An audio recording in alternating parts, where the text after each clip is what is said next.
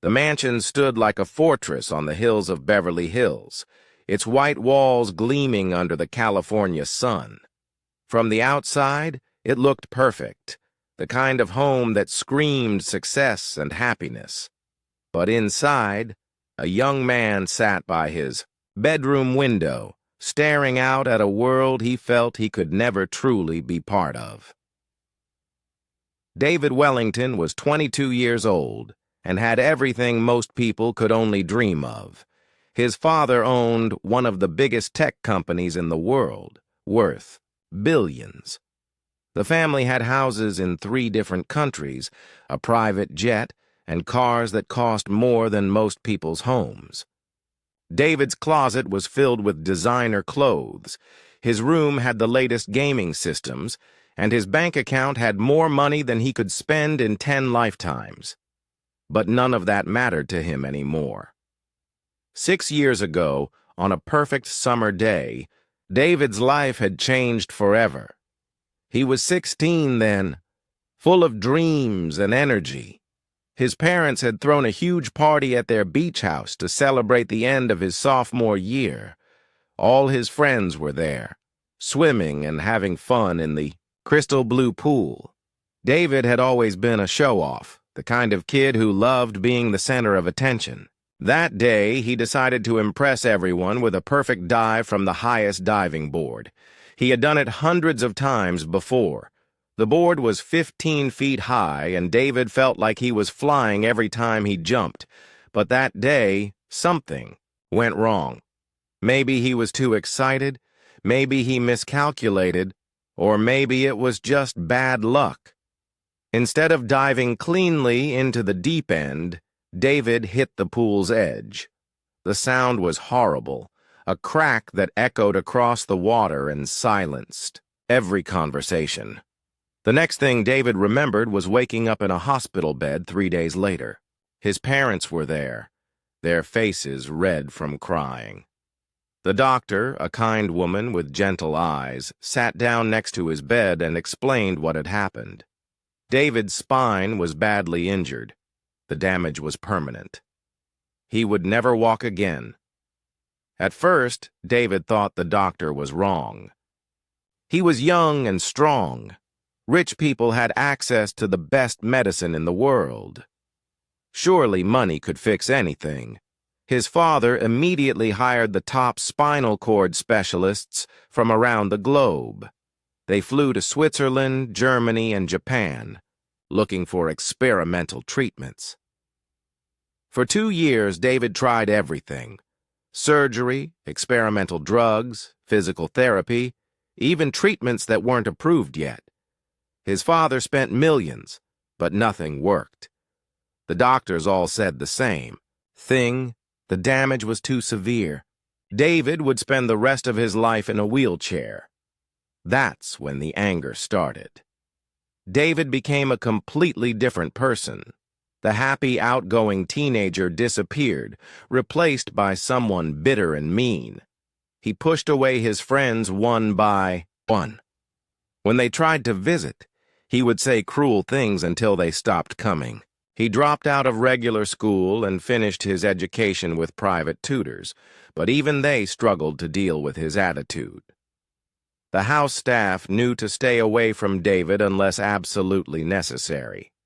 He had fired 3 nurses in his first year after the accident. One quit because he threw his food at her when she tried to help him eat. Another left after he screamed at her for an hour because she moved his wheelchair 2 inches from where he wanted it. David's father tried to help, but running a billion-dollar company took most of his time. He would come home late at night and find David in his room, either playing video games or staring at his computer screen, managing his trust fund investments. David had gotten very good at making money. It was one of the few things that still made him feel powerful. His mother had tried the hardest to reach him. She would sit with him for hours, trying to get him to talk about his feelings or join the family for dinner. But after she died in a car accident 3 years ago, David gave up completely. He barely left his room anymore. The mansion became David's prison. even though he could leave any time he wanted. Every room was perfectly designed for his wheelchair. There were ramps instead of stairs, special elevators, and bathrooms modified for his needs.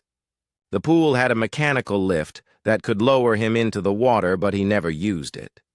Looking at that pool reminded him too much of that terrible day. David's daily routine was always the same. He would wake up around noon, eat breakfast alone, in his room, and spend hours on his computer. He had become an expert at stock trading and cryptocurrency investments. Making money was easy for him. He seemed to have a natural gift for knowing which companies would succeed and which would fail. But money felt meaningless when you had no one to share it with and nothing to look forward to. Sometimes, late at night, David would dream about walking again. In these dreams, he would run through the house, climb stairs 2 at a time, and dance at parties. Then he would wake up and remember the reality.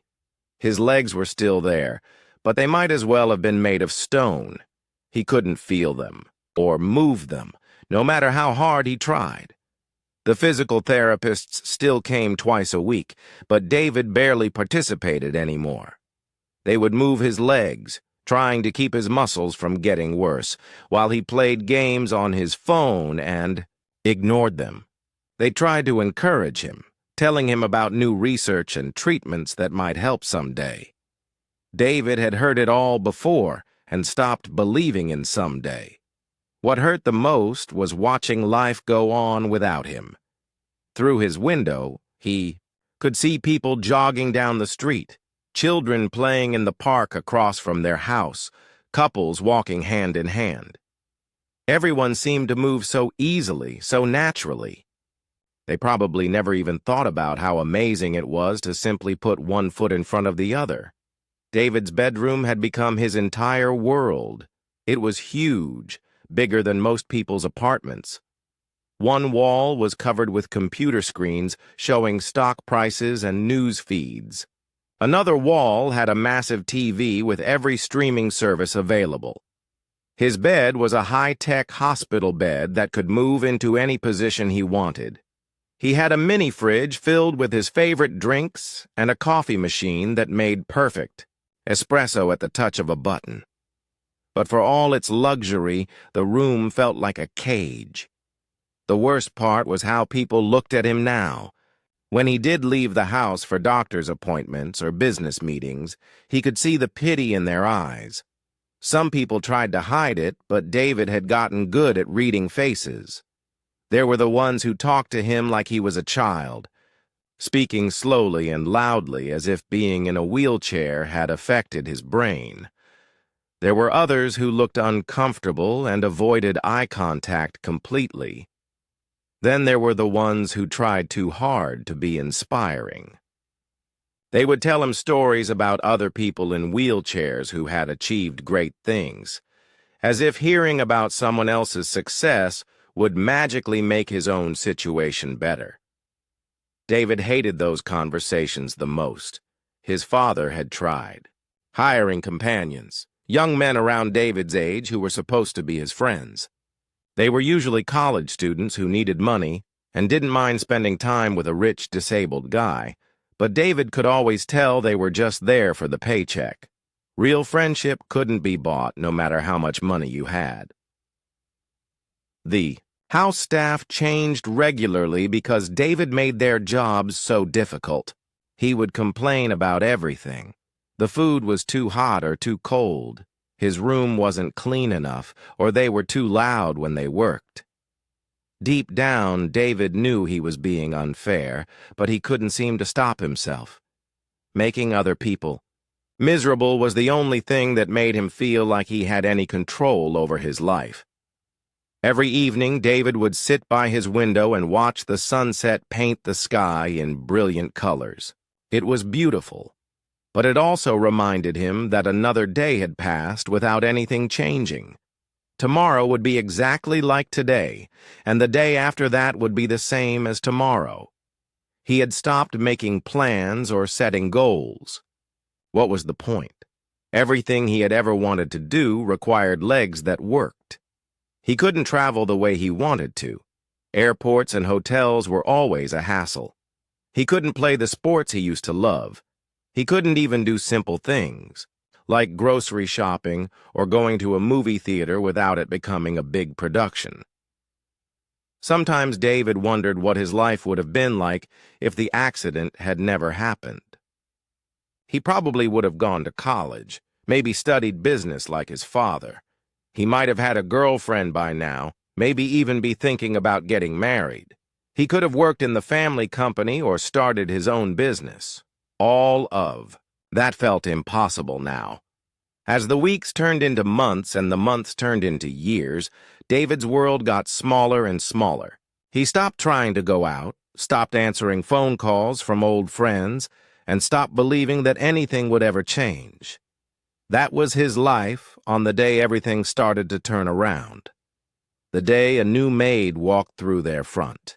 Door changed everything David thought he knew about what was possible. The doorbell rang at exactly 9 in the morning, just like David's father had said it would. From his bedroom window, David watched a small, older car pull into their circular driveway. It looked completely out of place next to his father's. Collection of luxury vehicles, a Ferrari, a Bentley, and a Tesla that cost more than most people made in 5 years. A woman stepped out of the car, and David immediately knew she was different from all the others who had come before her. She wasn't wearing the crisp white uniform that most of the previous maids and caregivers had worn. Instead, she had on simple black pants and a clean blue shirt. Her hair was pulled back neatly, and she carried herself with a quiet confidence. That caught David's attention. This was Maya Chen, though David didn't know her name yet. She was 45 years old and had been working as a housekeeper and caregiver for 20 years. Unlike the formally trained nurses his father usually hired, Maya had learned her skills through experience, not textbooks. She had raised 3 children on her own after her husband left when her youngest was just 2 years old. Maya had worked for wealthy families before, but never anyone quite like the Wellingtons. She had heard about David from the employment agency. They had warned her that he was difficult and that many people had quit within the first few weeks. The agency lady had been honest with her, explaining that David could be rude and demanding, and that he seemed to enjoy making his caregivers quit. But Maya needed this job. Her oldest daughter was starting college in the fall, and the tuition was more than Maya made in a year at her previous jobs. Her middle child needed new glasses, and her youngest was hoping to join the school soccer team, which meant buying equipment and paying fees. Maya had been working 3 different part-time jobs just to make ends meet. Cleaning offices at night, watching elderly people during the day, and doing laundry for busy families on weekends. When the agency called about the Wellington job, Maya almost said no. The pay was good, really good, but she had learned to be careful about jobs that seemed too easy. Usually, if someone was paying a lot of money, there was a good reason why other people didn't want the work. But then Maya thought about her children and all the things she wanted to give them. A stable job with good pay could change their lives. Her daughter could go to college without worrying about money. Her son could get the tutoring he needed to improve his grades. Her youngest could play sports and maybe even go to summer camp like other kids. So Maya had said yes to the interview. Now, standing outside the massive Wellington mansion, Maya took a deep breath and walked up to the front door.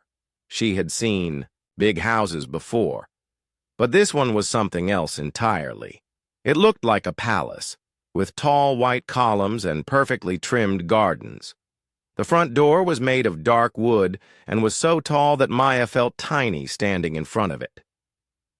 David's father, Robert Wellington, answered the door himself.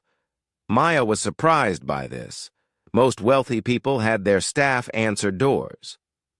Robert was a tall man in his 50s, wearing an expensive suit even though it was Saturday morning. He looked tired, like someone who worked too much and slept too little. "You must be Maya," he said, shaking her hand firmly. "Thank you for coming. Please come in." The inside of the house was even more impressive than the outside. The ceiling in the entryway was 2 stories high, with a crystal chandelier that probably cost more than Maya's car. The floors were made of marble that was so polished she could see her reflection in it.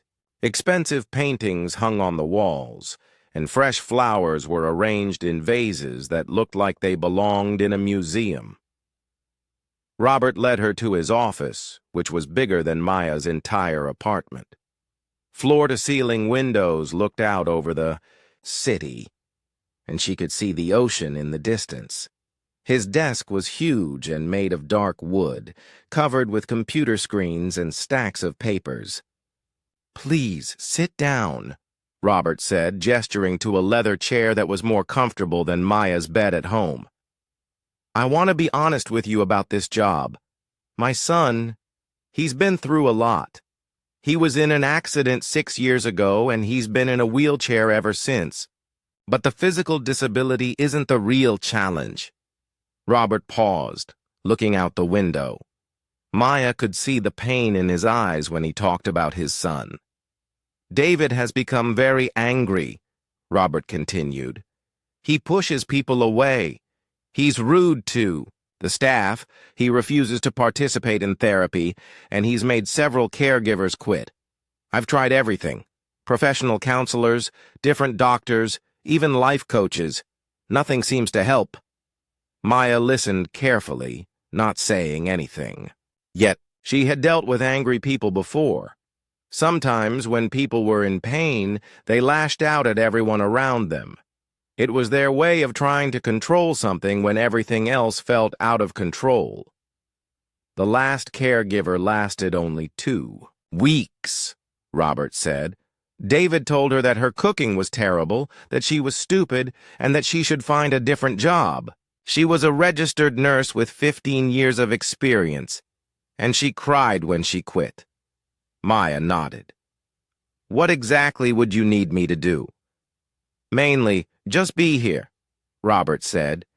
"Make sure he eats, help him with anything he needs, and try to encourage him to leave his room sometimes. He spends all day on his computer, trading stocks and cryptocurrency. He's actually very good at it. He's made millions on his own, but money isn't everything." Robert showed Maya around the house, explaining how everything was set up for David's wheelchair. There were ramps, special elevators, and bathrooms designed for easy access. David's room was on the first floor, at the end of a long hallway. "He probably won't come out to meet you today," Robert said as they walked past David's closed door. "He usually stays in his room when new people start. Don't take it personally." But David was listening. He had heard voices in the hallway and had pressed his ear to the door. He was curious about this new person his father had hired, even though he was already planning ways to make her quit quickly. Maya spent the rest of the morning learning about the house and meeting the other staff. There was Carlos, the gardener, who had worked for the family for 10 years.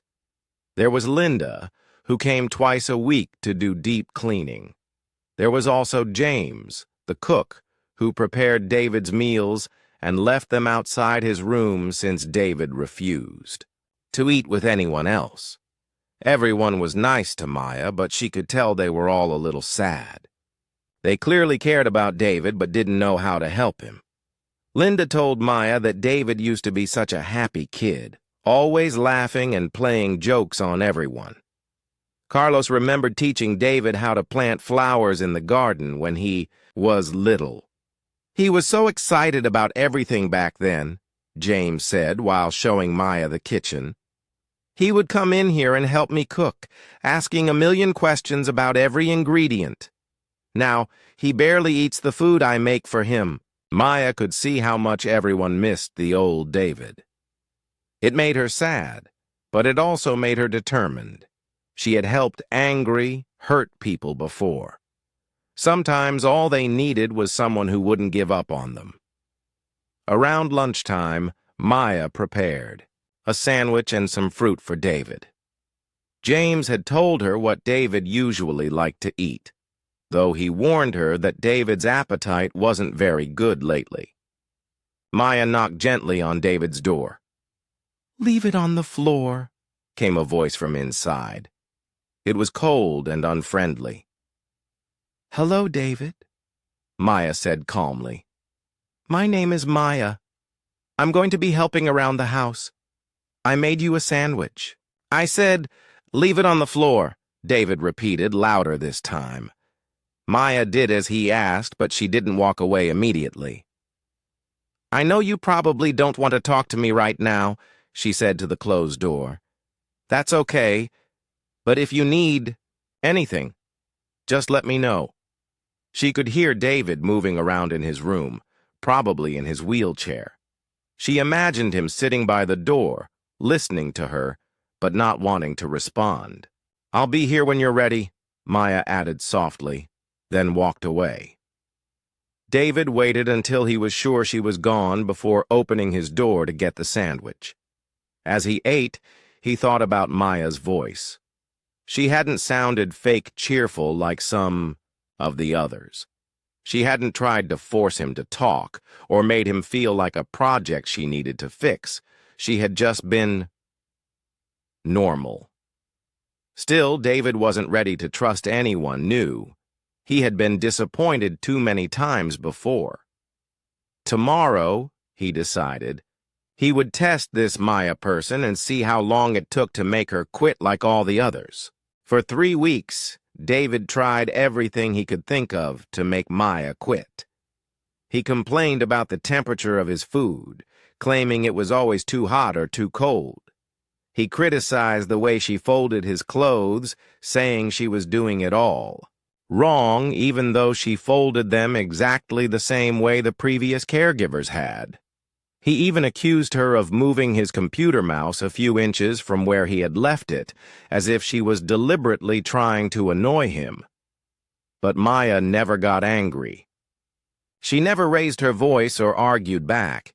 She would simply listen to his complaints, nod politely, and say something like, "I'll try to do better next time."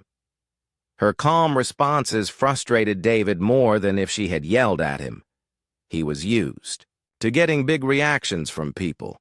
When they got upset, at least he knew he was having some effect on them. Maya was different. She seemed to understand that his meanness came from pain, not from actually disliking her. She had dealt with difficult people before. Her own teenage children had gone through phases where they took their frustrations out on her.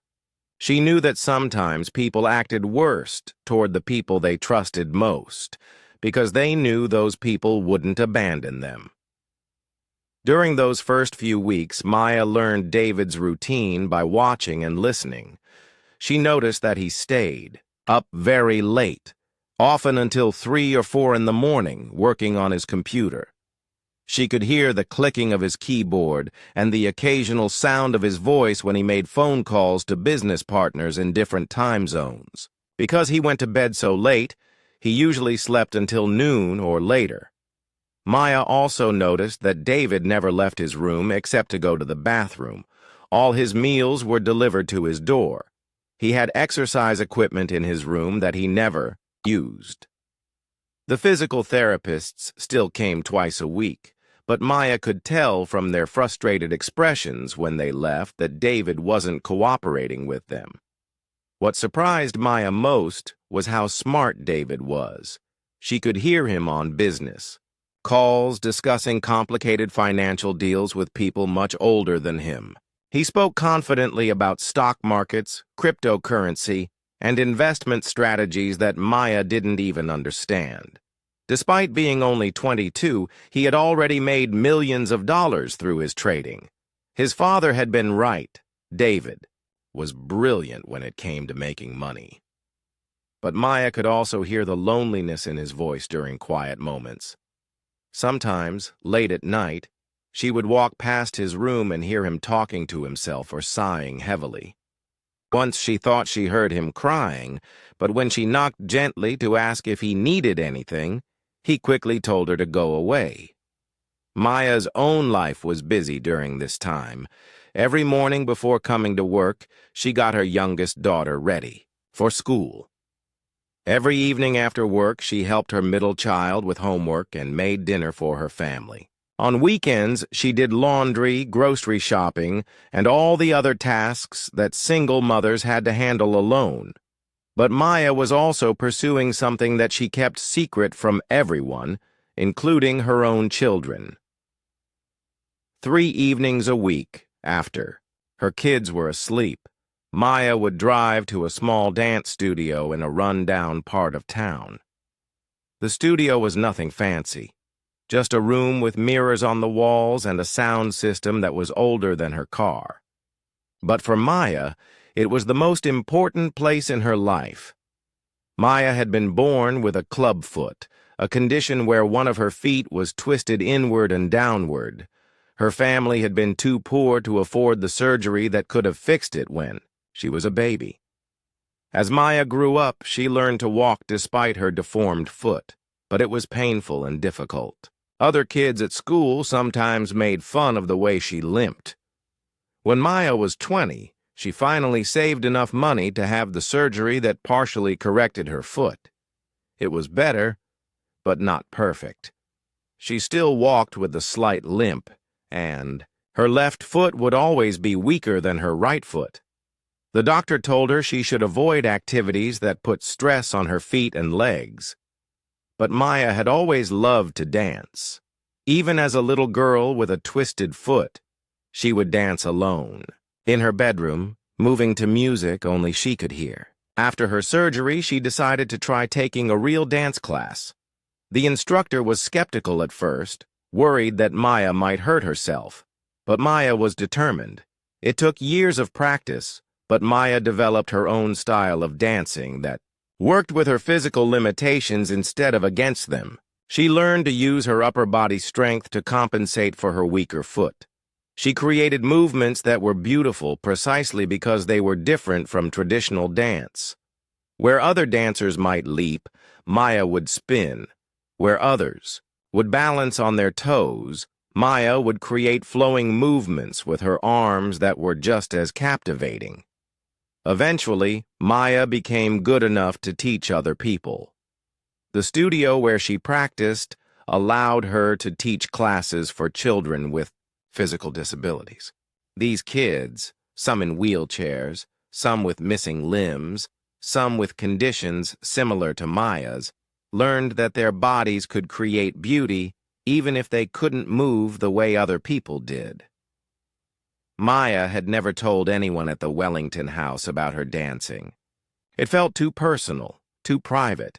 She was just the maid who helped take care of their disabled son. She didn't think they would understand that she had her own dreams and talents. But on a rainy Thursday evening in her 4th week working for the Wellingtons, everything changed. Maya had finished her work for the day and was getting ready to leave when she realized she had left her car keys in the kitchen. The house was quiet. David's father was traveling for business, and David was in his room as usual. Maya walked back through the house to get her keys. As she passed the large ballroom that the family never used, Maya heard music playing softly. She stopped and listened.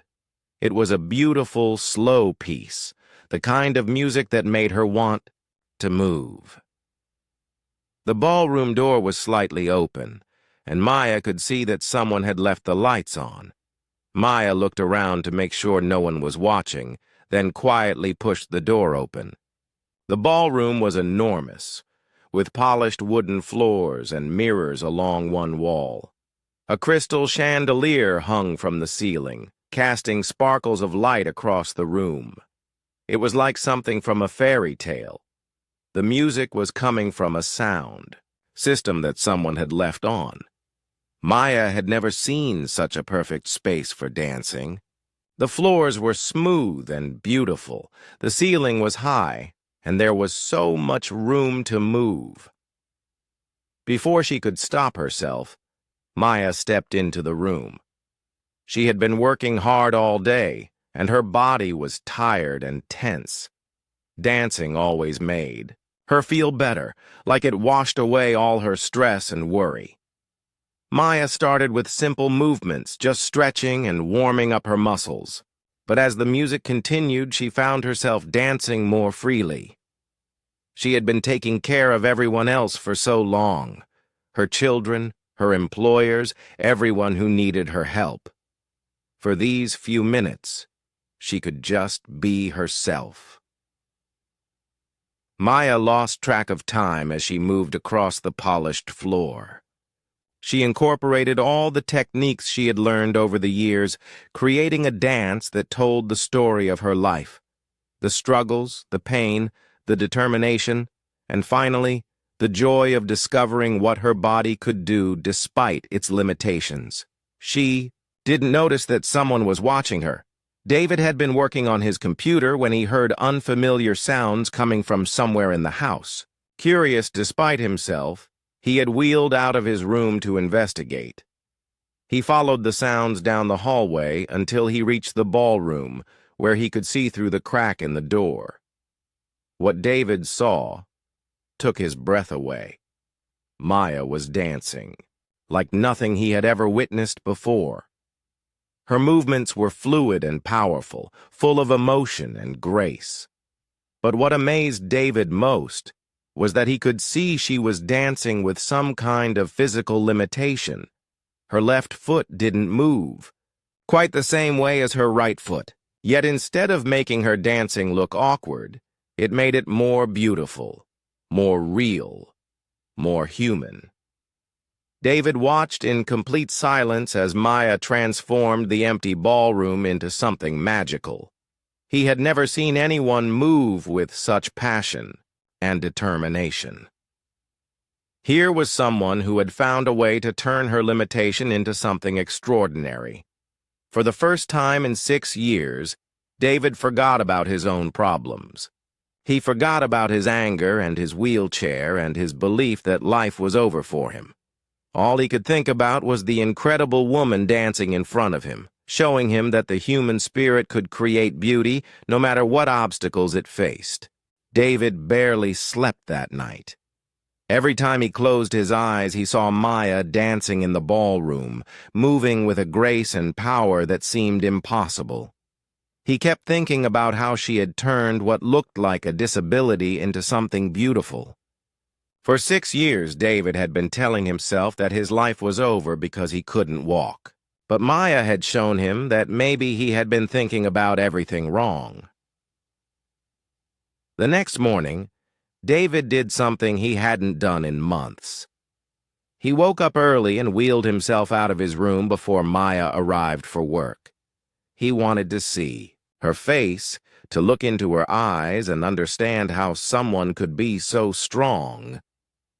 Maya was surprised to find David waiting in the kitchen when she came to prepare his breakfast. Usually he stayed in his room until afternoon and she would leave his food outside his door. Today, he was sitting at the kitchen table looking nervous but determined. "Good morning, David," Maya said calmly, though her heart was beating fast. She wondered if he had seen her dancing the night before. "You're up early today." David stared at her for a long moment, studying her face. Maya continued making his breakfast, trying to act normal even though she could feel his eyes watching her every move. "I saw you," David finally said quietly. Maya's hands stopped moving. She had been caught. She turned around slowly to face him, unsure of what to say. "In the ballroom," David continued, "last night, I saw you dancing." Maya felt her cheeks get warm. She had been so careful to keep her personal life separate from work. Now she felt embarrassed, like she had been caught doing something wrong. "I'm sorry," Maya said. "I didn't mean to use your family's space. I heard the music and I should have asked permission first." No, David said quickly. Don't apologize. It was amazing. Maya looked at him in surprise. This was the first time David had said anything kind to her since she started working there. How do you do it? David asked. I could see that that it's different. But you danced like it didn't matter. Like it made you stronger somehow. Maya sat down across from David at the table. For a moment, neither of them spoke. Maya was trying to decide how much to tell him. She had never talked about her dancing with any of her employers before. I was born with a clubfoot, Maya said finally. My left foot was twisted, and my family couldn't afford to fix it when I was little.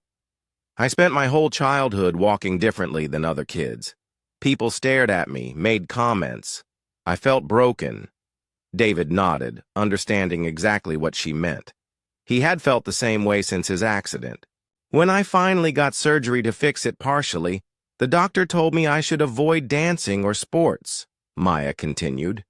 He said my foot would always be weak, that I should protect it. But I had always loved to dance, even when I was a little girl with a twisted foot. So you ignored the doctor? David asked. Maya smiled. Not exactly. I found a teacher who was willing to work with me. It took years, but I learned to dance in a way that worked with my foot instead of against it. I had to create my own style, my own way of moving. It wasn't traditional, but it was mine. David was quiet for a long time, processing what Maya had told him. Do you teach other people? Yes, Maya said. I teach children who have physical challenges. Some are in wheelchairs, some have missing limbs, some have conditions like mine. I show them that their bodies can create something beautiful even if they can't move the way other people do. Kids in wheelchairs? David asked, his voice barely above a whisper. Yes. There's a boy named Tyler who's about your age. He was in a car accident when he was 14. At first he thought his life was over because he couldn't play basketball anymore. But now he does this incredible wheelchair dancing that's more exciting than any basketball game I've ever seen. David felt something stirring inside him that he hadn't felt in years. It wasn't quite hope yet, but it was something close to curiosity. Could you show me? David asked suddenly. I mean, could you teach me some moves? Not to walk, he added quickly. I know that's not possible, but maybe to move differently? Maya looked at David carefully. She could see the fear in his eyes. Fear of trying something new, fear of failing, fear of hoping for something that might not work. But she could also see a tiny spark of interest that hadn't been there before. Are you sure? Maya asked. It might be frustrating at first, and it definitely won't be easy. Nothing about my life has been easy for 6 years, David replied. Maybe it's time to try something different. That afternoon, Maya and David went to the ballroom together. David felt strange being in that beautiful room with someone else.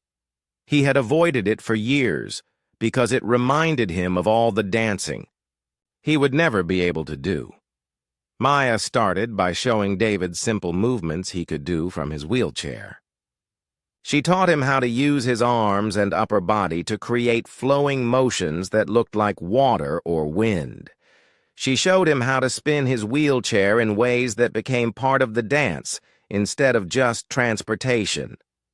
At first, David felt awkward and embarrassed.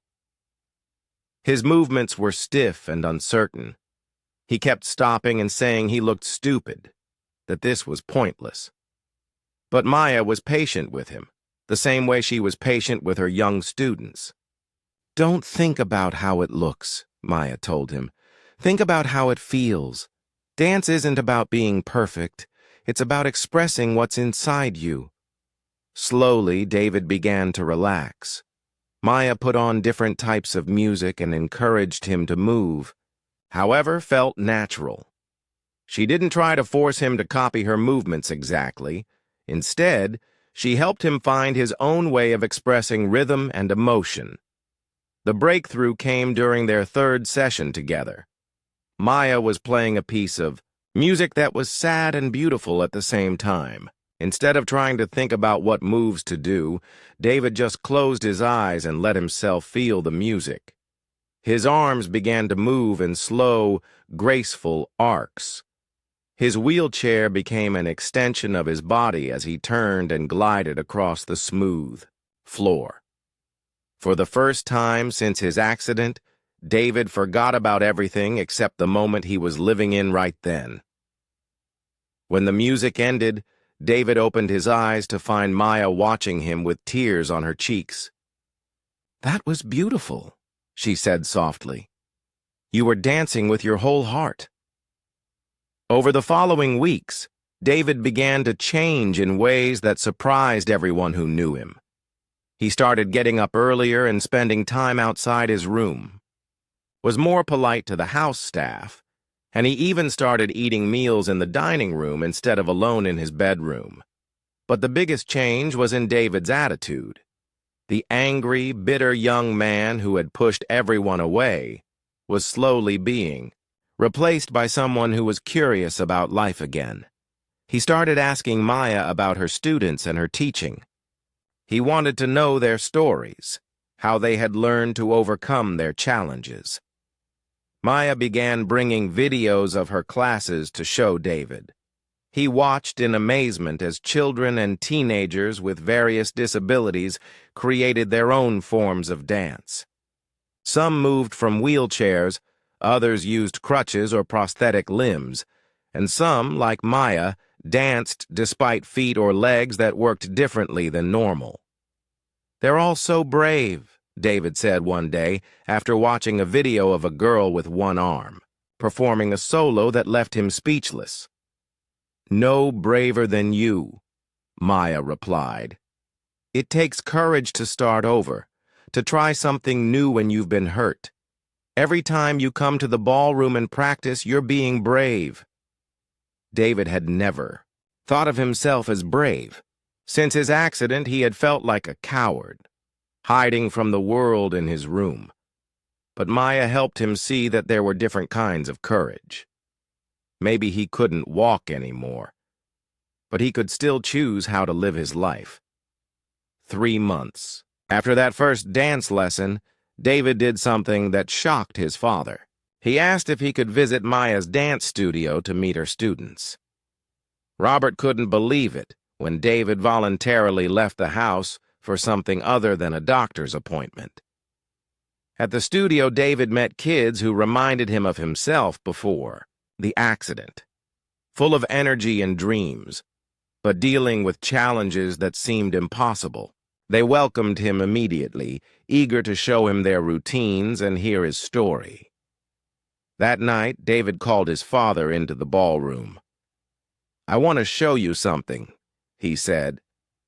As Maya played music from the sound system, David performed a routine they had been working on together. His movements were confident now, full of emotion and grace. He had found a way to dance that was entirely his own, created from his wheelchair, expressing years of pain, but also hope for the future. When David finished, his father was crying. "Son," Robert said, "I haven't seen you this happy since before the accident. What changed?" David looked at Maya, who was standing quietly by the mirrors, smiling at him with pride. "I learned that being broken doesn't mean being worthless," David said. "Maya taught me that sometimes our biggest challenges can become our greatest strengths if we're brave enough to try."